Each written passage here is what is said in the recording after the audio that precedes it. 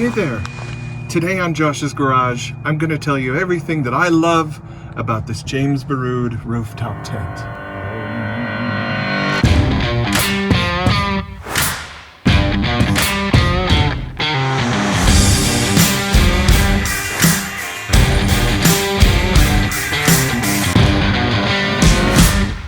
Welcome to Josh's Garage. If you're a subscriber, you've already seen this rooftop tent featured in some of my overland builds, but I bought this tent about 5 years ago. It was on my Jeep Rubicon for a couple of years, and then I've run it on my Raptor for the last 3 years. I use it about 8 to 10 nights a year on 2 or 3 trips.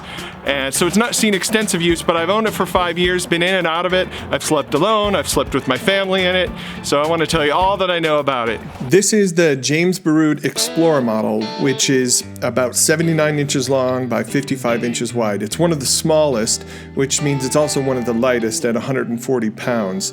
The unique thing about the Explorer, well, there's a couple of things. One are the massive windows that are surrounding the entire tent, which all unzip and open.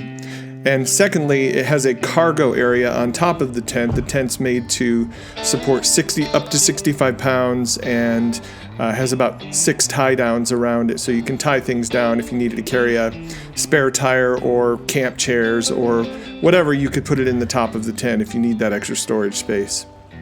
The reason I chose the James Baroud model is just build quality. These things are built better than anything else out there. The best materials, the best shocks, the fit and finish is excellent. You'll see that as we go through the video today. And why hard shell over soft shell? Well, I had a soft shell, and while they look cool and are very functional and typically have more space, they're just a pain to set up. You've got the cover to mess with, you've got to unfold the thing, there are poles that need to be placed to put the flaps out and get everything working right, and you're doing all of this at 7 or 8 feet in the air, so it's not like you can just reach up.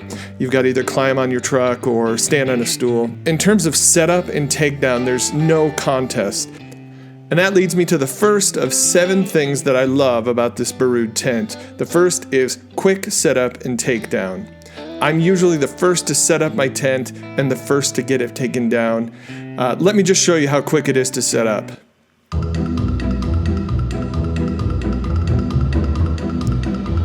It'll take you longer to find a level spot than to set up this tent. And takedown takes a little bit longer, but not much. Check it out.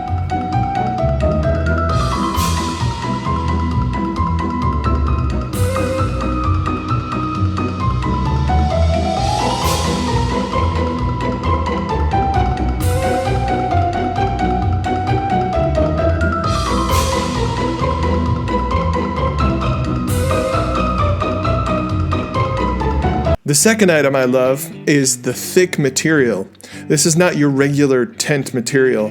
From the James Baroud website, it says James Baroud tents utilize a proprietary aluminized polyester with an acrylic coating that is 100% waterproof, breathable, UV resistant, and solar reflective. It's very thick material. I've had this in very hard rain with no leaks, and I've also had this in sub-freezing temperatures, and the thick material acts like an insulation. And speaking of insulation, that's the third thing I love. The entire fiberglass cap is covered with this headliner with an extra layer of insulation. It doesn't seem like much, but on many cold nights, I've been so grateful to have just this extra layer of insulation. In fact, when I first bought the tent, I also bought a couple 12-volt heaters because I thought that I was going to need them. And honestly, I don't. Even in freezing temperatures, the insulation of this tent and the thickness of the material have kept it at a reasonable temperature inside, given a decent sleeping bag, of course. The fourth thing I love about this tent is the windows. It has windows all the way around, 360-degree view, with the biggest windows being on the front of the unit here. Last year, I was sitting at a beautiful mountain lake and spent the afternoon just laying in the tent in the shade, windows all the way open, air blowing through, hearing the fish jump on the lake. It was magic. And number 5 is this ladder. It doesn't look like much, but it's actually pretty strong, and I feel very confident on it. The rungs are all tilted so that when you're walking on them, they're flat. The edges aren't tilted up like some of the cheaper ladders. Number 6 has to be this solar fan. This is such a cool little object. I don't even think about it because it just always works. It's a solar rechargeable battery. It has a little solar panel on top. That just recharges this fan, and you turn it on, and there are 2 different blades. You can reverse the blade so that it's blowing in or it's blowing out. But I actually turn it on at night because I like having a little bit of white noise. And so I just listen to the fan run all night, and it runs all night on a charge. And rechargeable brings me to number 7, this rechargeable LED light. I know you can buy our rechargeable LED lights all over the place on the internet, but this one is pretty cool. There's little loops that it connects into. It works really, really well. All right, now let's talk about the things I don't love or that could be improved. First one would be the mattress. Even though the Baroud has a 3-inch mattress with a higher density foam than some of the cheaper models like the Smittybilt, it still isn't quite enough, so I need to add a couple little eggshell foam layers in there for me to feel comfortable. You may or may not feel comfortable, but I like really soft beds.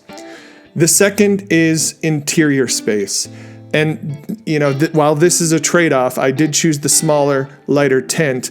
I'm 6'3", and that means my feet are touching and my head is touching at the top if I stretch all the way out. So for me, next time I would definitely take the more weight and get the longer and probably the wider tent. My wife and I have slept in this tent just fine, but it's pretty tight. 55 inches is less than a queen-size bed. In fact, I think it's a full-size bed technically. And the second component of the interior space issue is that this has the cargo area, which is great if you need it, but I don't, and I don't use it. I have plenty of cargo space to carry whatever I need without using the cargo space on the top of the tent. So that just really makes the interior space smaller. What I didn't realize when I was buying this tent is I do like to keep pillow, sleeping bag up there when we're overlanding because we're moving every day. I don't want to be pulling all my bedding out, resetting it up every day. I like to just leave it up there. So this really only has half of the space. You kind of have to cram the pillow and the sleeping bag and everything up in the front compartment and then kind of cram it down. If this had a full open compartment without the cargo area, I think it'd be much easier to leave your bedding up there. And the third thing that's an issue, it's probably nothing you could solve with design, is just how you have to gather the tent material when closing. It's something you have to think about. You start closing the front, and then you got to tuck the sides in, and then you get the back down, and you got to make sure it's not pinching this or pinching that. So it's just a little bit fussy when coming back together. It's not like you can just slam the thing closed and run away. But we're talking about a minute here, so it's not that big of a deal.